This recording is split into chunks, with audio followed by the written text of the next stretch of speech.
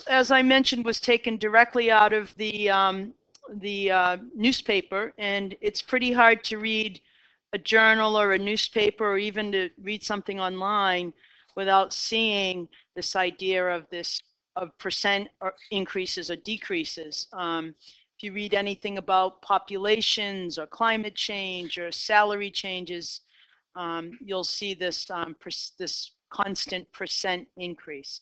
So this underline right here, constant percentage, that the salaries each year are increasing at a constant percentage, is a new idea. It's a new type of function that we haven't looked at before.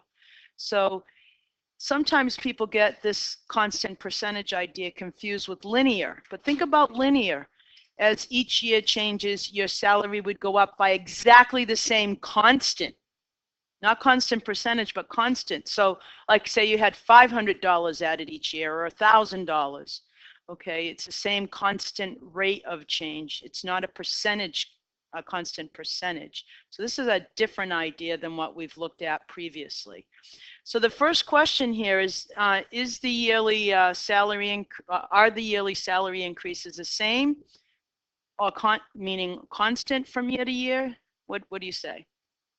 Are the salary increases the same? Someone said yes. Here are the salary increases. Are these the same every single year? No. It's, in fact, what's happening to the salary increase as you go from one year to the next? It's increasing. So the increase is increasing. All right. So no, they're not the same. And this is how you want your salary to grow. It's going to be much quicker than any, well, not all linear functions. In the long term, it would be quicker than any linear function you could come up with. Could you get that door, Jonathan, so we don't hear the cart rolling around? Thanks.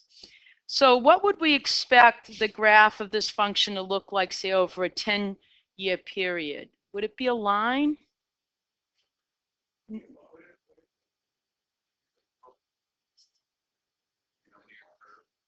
A curve, some people say a curve. Is it going to be a straight line? To be a straight line, what has to happen as you move from one year to the next to the salary? Right, if you had the same amount added to your salary every year, like $1,000, so you went from 40,560 to 40,000, let's do $100 each year, 660 and then 760 and 860 and 960, that's a straight line. I hope you can leave a college algebra class knowing that a straight line is when you have a constant increase for each unit increase in your independent variable. This is not a constant increase. It's changing from year to year. So there's no way a line would model this. Initially, like in the first few years, when you have, if you had a line, sometimes when you look at this type of function, they're really close. But if you were modeling this over 10 years, first of all, we'd put down here number of years after what, 2014, right? And so we'd have 0, 1, 2, 3, 4, 5, 6, 7, 8, 9, 10. Let's go out a few more years. And then since we're not starting our salary, our yearly salary at 0, we have to put that break in the axis, just like we did in our very second class of the semester. And let's say this is in dollars. So in the year 2014, which is what this represents, my salary was around 40,560. Okay. So let's say I go up by increments of 10,000 on my y-axis. Right? So here I am.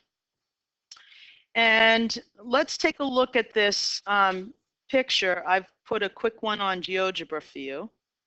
And there you go. So here's the picture of that function. And if I take this axis and I spread it out so that it's 1 year periods instead of, you can see it looks straight, doesn't it? It's not straight, but it looks straight because the increments aren't that big from year to year. But over time, which we can watch happen with by taking your axes and squishing it this way, you start to see how this curves up and grows very quickly. So I'm going to go, Here we go. Okay. So yeah, at 40 years, like you go up, you're in the million range, right? And after 40 years, at a 3% increase. I wish that happened to me. I've been here 36 years. I'm not making $1 million. And that's partly because 11 of the first 22 years I was here, we had a 0% increase. Yeah. So it was just the state of the economy and the governors we had. 11 out of the first 22 years, the faculty had a 0% increase. Yeah, nothing. In fact, they took. In fact, one year they tried to furlough us and take money away from us. That didn't go over very well. Yeah. Well, we're all state employees. Yeah. So I'm going to just take a little quick picture of this. So you can see this graph. So over 10 years, it might look a little straight, but over time, you're going to see it curving up. And again, the amount of increase, that vertical change from one year to the next gets bigger and bigger and bigger. And that's what this curve shows you here. Okay. So let's take a look at trying to find an equation for this type of growth. And that's what we're going to start today. We're going to look at quantities now that grow at a constant percent rate versus just a constant rate. It's a constant percent rate. That's a really important language change, and it's a really important mathematical change. So we're growing at a constant percent rate. Functions that have this property, that grow at a constant percent rate, are called exponential functions. So this is the second to last type of function we're going to look at this semester. We just finished rational functions. Before that, we did polynomial. Before that, we did quadratic. Before that, we did linear. And so this is our second to last idea for a new function, exponential. After we take a look at exponential, we'll take a look at something called logarithmic functions. And that will be it for the semester. Yeah, this is all, you're going to see all this again in pre-calc. But you won't be taking pre-calc. You'll be going to 151. Applied calc.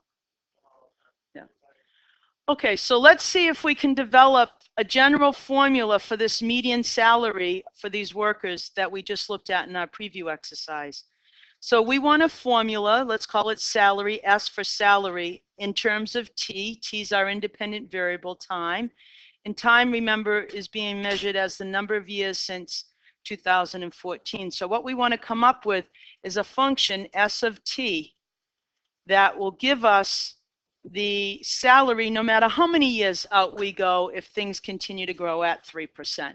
So let's take a look at how we actually can get a formula. So after 1 year, we know if we start with 40,560, and in fact, 40,560 has a special name. It's called the initial salary because that's the salary we're beginning with. So at time t equals 0, the year 2014, our initial salary is $4,560. So we might as well just give that a name right now. This is your initial salary.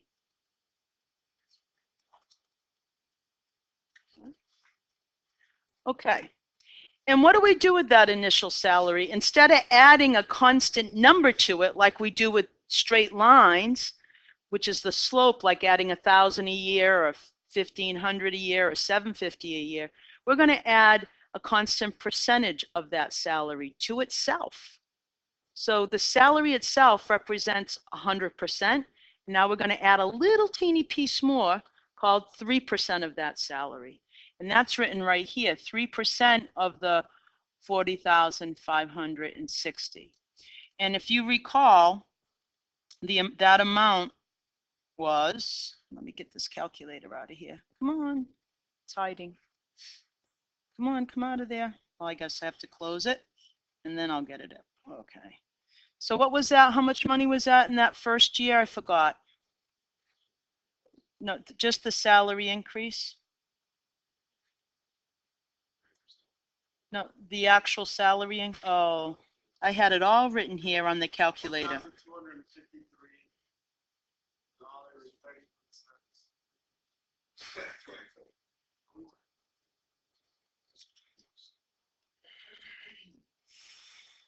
$1,217. It was actually $1,216.80. Believe me, they're not going to give you that extra 20 cents. So we'll round off for the 1217. So this little purple box here represents the 1,200 and let's call it $17, right? That's what that represents. So when we add that to the 40,560, we get our new salary. But I want you to see where the formula comes from. So we're going to keep this every answer in terms of the original salary. So notice something.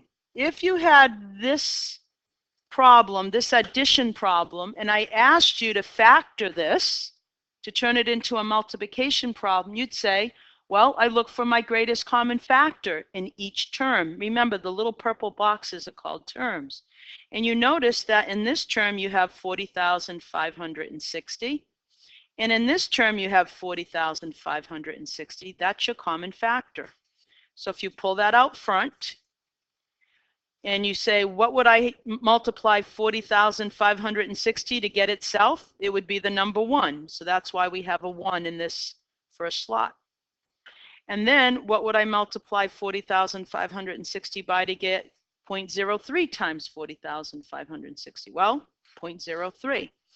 So you could use the distributive property right here, and you would get what we started out with, this addition problem. So all we're going to do now is combine 1 and 0.03 and call it 1.03. So that is the factor. This is the factor that your money's growing at. Your factor here is 1.03.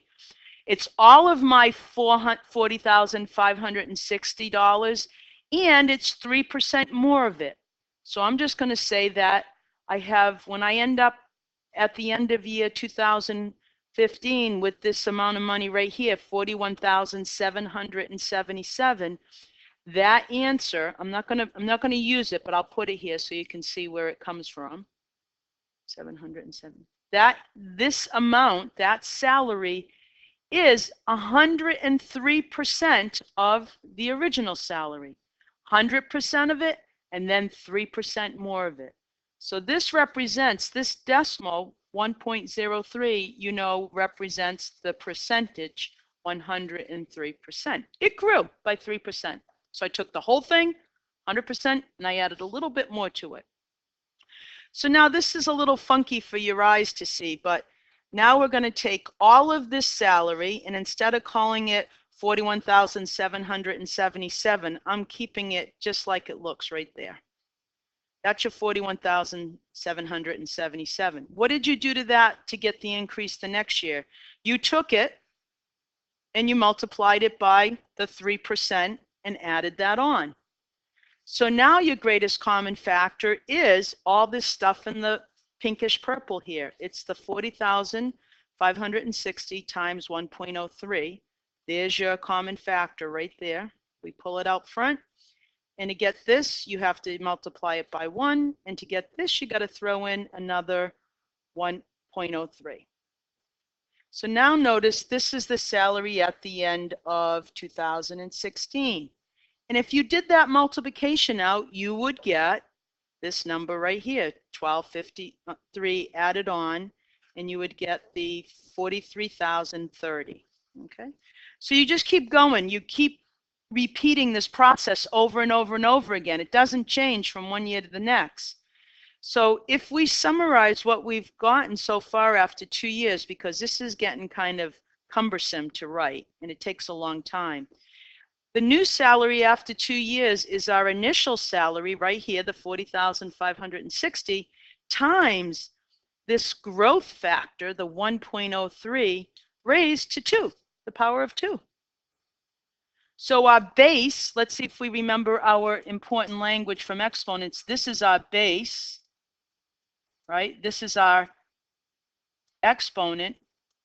All right, so the base of our exponent here is the amount that it's growing by, 103%.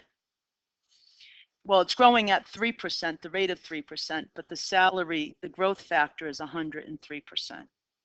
So there are two factors of 1.03 because the salaries increased by 3% twice.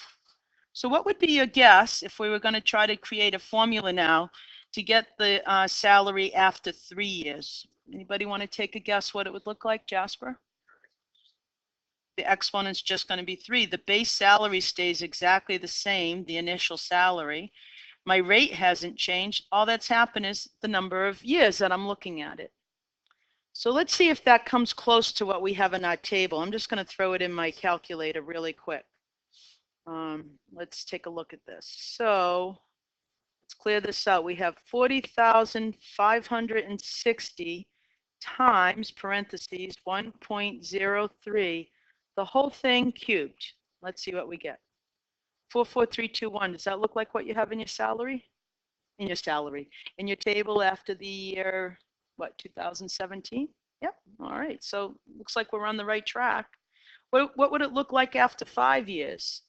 Someone other than Jasper, what would it look like? Yep, same thing, same initial salary. The base is the same, and now our power is to the 5th. And let's skip 10 years. Now let's write the general function that would describe the growth of this salary over t years. So we'd have our initial salary, 40,560, 1.03 raised to the power of t. T representing the number of years after 2014. So this is the first time we've seen a function where your independent variable is in the air. It's your exponent. Wow, we haven't seen anything like that. It certainly doesn't look like a polynomial or a quadratic or even a rational function. So this is a brand new function. All right, so in general, we call this the initial salary, and we call 1.03 the growth factor because it's growing and it's being multiplied. There's a lot of factors, t factors of 1.03, so that's why it's called a growth factor. We're multiplying, not adding on anymore like when you have a linear function, we're multiplying. So this is the typical formula you would see when you're modeling data. So we're actually looking at real life situations. You'll always have some initial amount right there. That's going to be your initial amount or initial value when you're looking at data, and that occurs when t equals 0.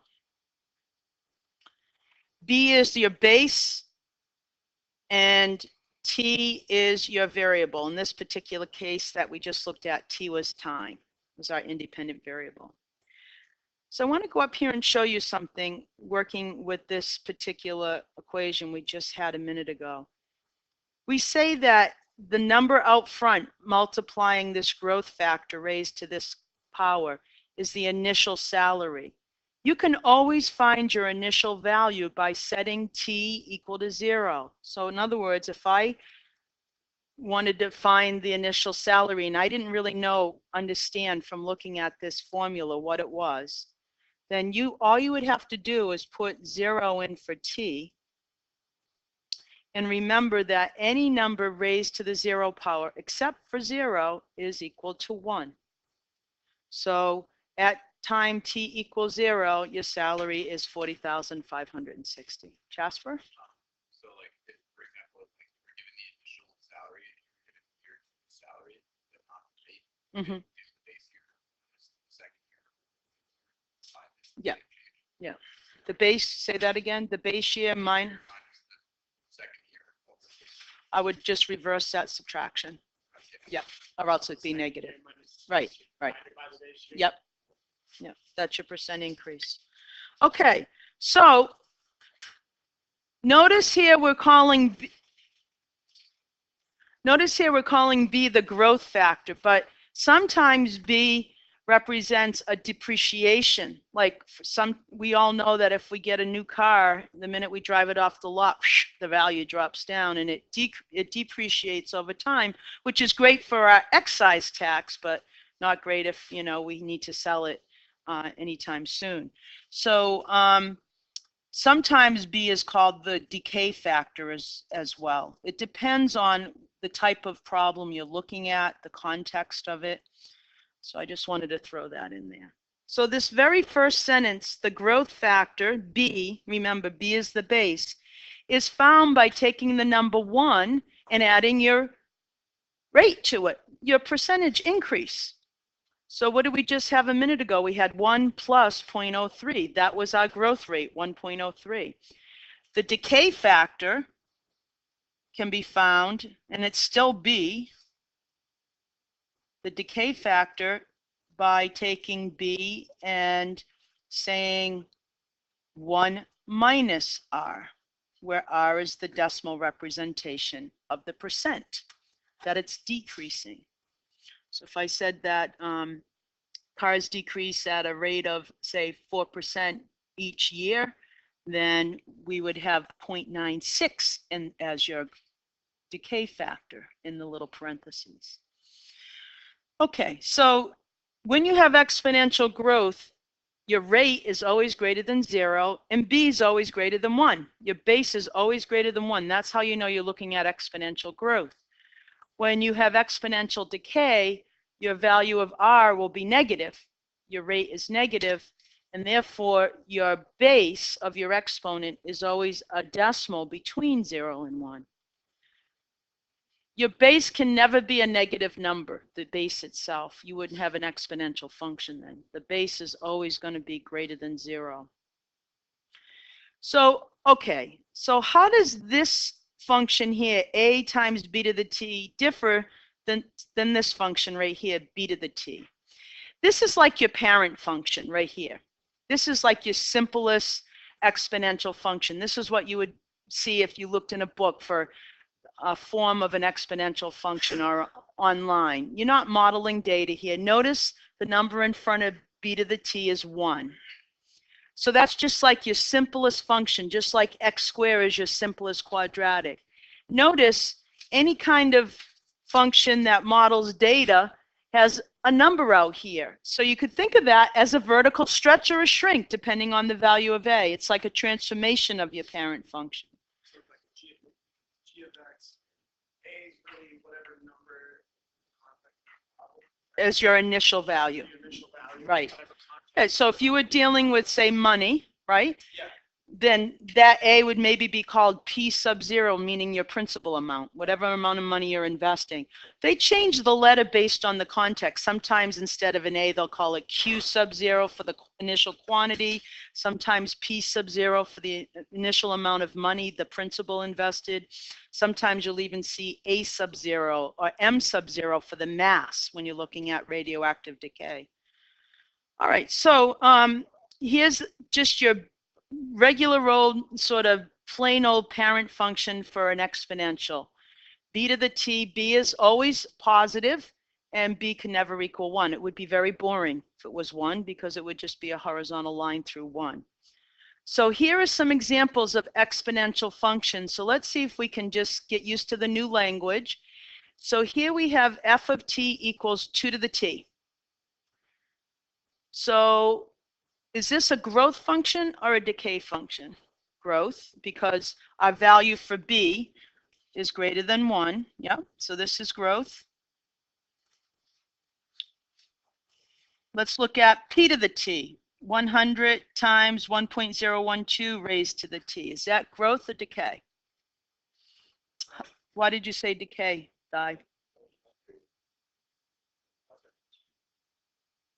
We're looking at the base right here. Okay, growth. It's greater than b. Excuse me, it's greater than 1. 1.012. Anytime your base is greater than 1, it's growth. It's getting bigger because you're multiplying by 1.012. So it's getting a little bit bigger, not as big as we were with the initial preview exercise. What about g of t? What's happening there? It's decaying, right, because this is less than 1, right? Okay. Okay, so let's figure out what the growth factor is or the decay factor. So we just saw for growth that b is equal to 1 plus r. and the decay factor B equals 1 take away R. Well, we don't really have to figure out B here because it's already done for us. All we have to do is actually look at our function. So you might say here our growth factor for the first one is B is 2, right? That's our growth factor.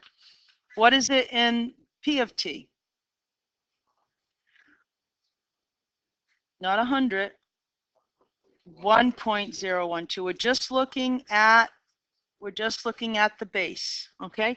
Notice both of these examples here, P of T and G of T, aren't your parent function. It's an example of, say, modeling data. So in this particular problem, P of T, our initial value would be 100. Okay, so maybe we're looking at depositing $100 at this particular rate. Okay. So what's B in this example here? What's the base of our exponent? 0.886. All right. So all B is the base of your exponent. All right. So R, remember, you could solve each of these equations for R if you wanted to. R will be B plus 1. Is that right? Did I do that right? If B equals 1 plus R, is R B plus 1? B minus 1, right? Okay, so if it's growth or decay, it's B take away 1. All right, so let's take a look at the first function, 2 to the t. Well, to find R, we take B, which is 2, and we subtract 1, which is 1. So R is 1. What percent is that? 100%. 100%. So that's why we call this our doubling function. Because when something doubles, it grows at the rate of 100%. You take everything you had previously, add it to itself, you've just doubled it. So when you double something, you have 100% rate of change. Okay, the next one, B, is to find out, we take B, which is 1.012, and we subtract 1 from it, and what do we get? 0.012. So that's the decimal. And if we want to write it as a percent rate of change, what would that be as a percent? 1.2%. And then finally, our example G of T, R is equal to 0.886, that's B, take away 1. So we now get negative 0.114. Okay, 0.114. And that becomes negative 11.4%. So in the case where you have a decay, your value for R must be negative. We just talked about that a minute ago. And your rate as a percentage will be a negative percentage. Okay, to say it's decreasing. Any questions on that? The value for B, the value for R from looking at the actual formula?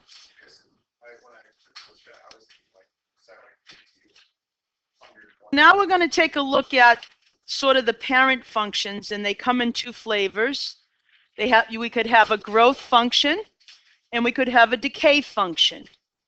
Okay, and there's going to be in your book, what they do here is they have you, and for your homework, they have you do all types of transformations to these 2 basic functions. Not necessarily all having these bases, like you might have 3 to the x or 1/3 of the x. But you're using the idea that you spent over a week on the idea of transformations on each of these parent type functions, your sort of vanilla exponential functions with not a whole lot going on. So let's look at the characteristics of a growth function and the characteristics of a decay function. Now I could have put in here 1.03 to the x, which we just looked at, but it's kind of easy number-wise to see what's happening with a doubling function.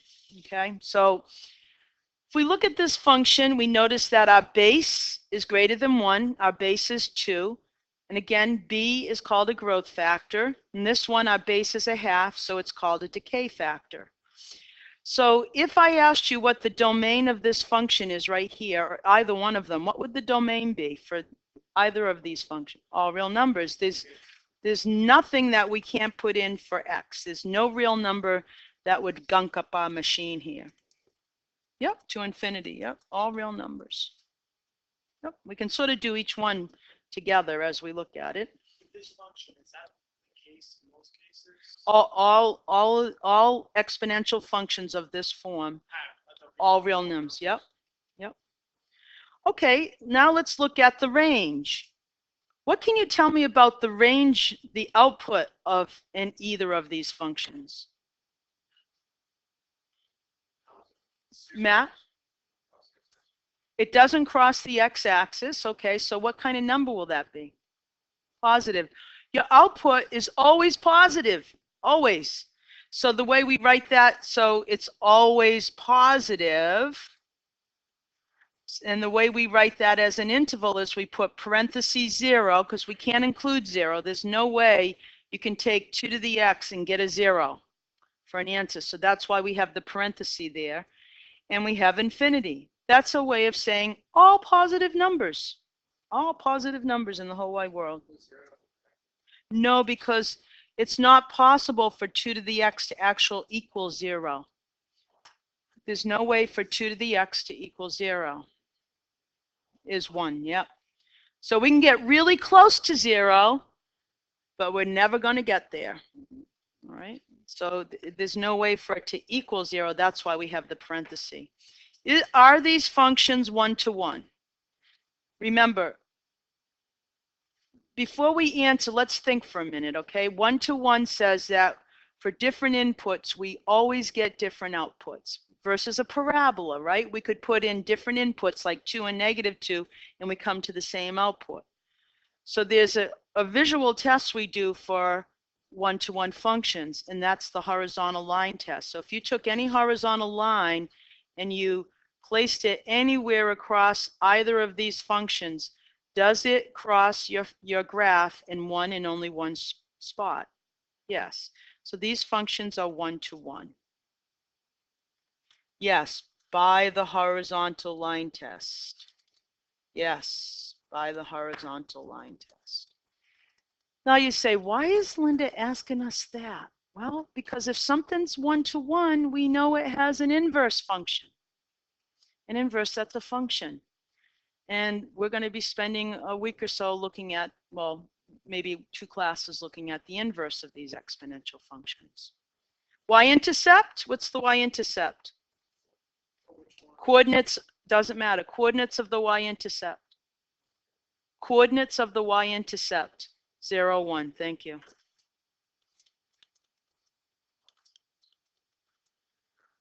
Okay.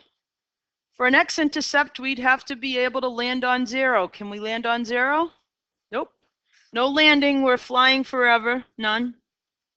All right. And what's the horizontal asymptote here? What does the value of this function get close to? 0. Y equals 0. The x-axis. Okay, so let's look at the end behavior. Well, with your growth function, as x approaches infinity, f of x approaches infinity. It rises and never rises forever and ever. As x gets close to negative infinity, approaches negative infinity, the value of my function gets smaller and smaller and smaller and smaller and smaller. It approaches 0.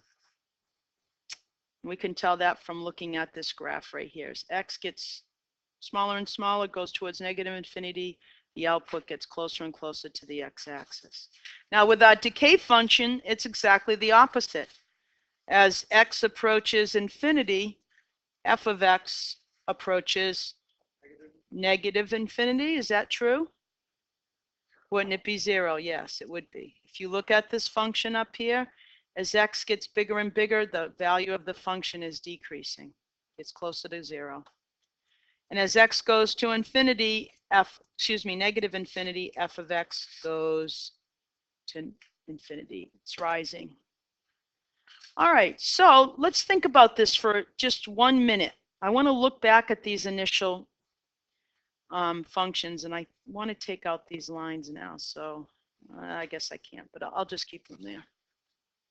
Yeah, but I don't want to have to, it will undo everything I just wrote.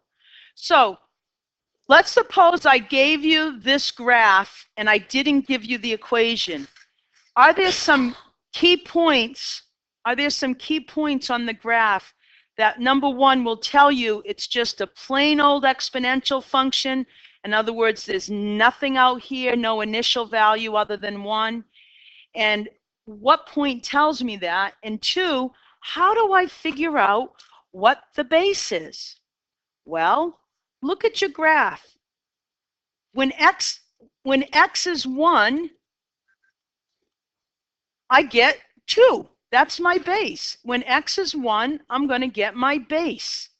So anytime you have a function, an exponential function that's not being stretched, it's not being shrunk, it has nothing out front of it other than the number 1, you can just go right to the point on the graph that corresponds to x equals 1, and voila, there is your base, 2. Similarly, with your decay function, when x is 1, there is your base 1/2. I'm going to get to that in a second. Okay. And the reason I went right to those points is because at 0, 1, when x is 0, I have 1 tells me that there's nothing out front here multiplying this. In other words, if I had a 3 out front here like this, and I put a 0 in for x, then my point would be 0, 3. It would be up here. That would tell me I had a vertical stretch. Okay, so as long as your function goes through 0, 1, you can find the base by going to the value 1 comma blank, whatever it is. Now, when you have transformations, you can transform these functions by shifting the entire function up and down the y-axis by adding or subtracting a constant. And the way you can tell that is by seeing if your horizontal asymptote changes. If this entire thing got shifted up, say 6, then the whole function would start from that point. If I stretched it, I would still have the same horizontal asymptote and just stretch each of my y values or shrink them. Okay, so you have to look at the overall graph to see, are you shifting your original function, or are you stretching or shrinking it? Okay, so you'll have some fun with that in the class activities. Please raise your hand if you have any questions. There is a little typo right here in your very first one. R should be 2.7, not 2.5. So you want to change that.